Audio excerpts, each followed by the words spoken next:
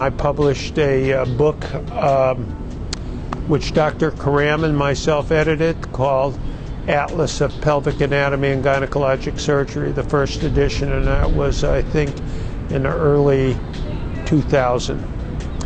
And that book now has gone through a second edition, and the third edition was published in 2011. And the book has grown from approximately 750 pages to approximately 1,500 pages. And it covers all the aspects of pelvic anatomy, showing pictures of actual dissections of both fixed and fresh cadavers, plus illustrations, which are quite numerous. And our book was always to keep the dialogue short and the pictures plentiful. And I think most physicians who have limited time like the idea of a book with many illustrations pointing out a subject.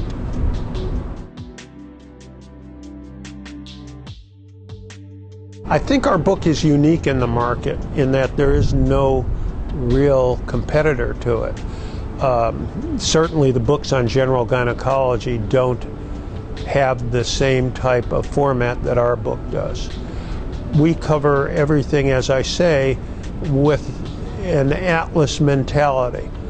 And the steps goes through virtually every operation that is performed step by step, illustrating each step by actual photographs and drawings. So there really isn't anything that approaches that type of publication.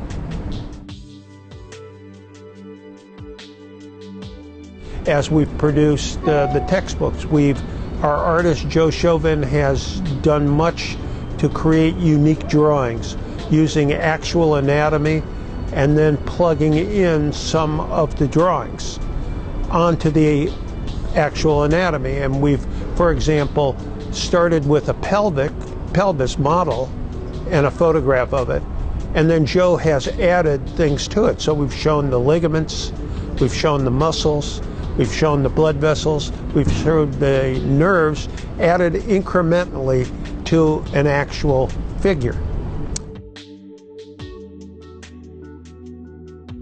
Our audience is obstetrician gynecologists, residents in training, medical students to a degree, and anyone who is practicing any type of gynecologic surgery. And that might be urologists in certain instances, as an example, or general surgeons.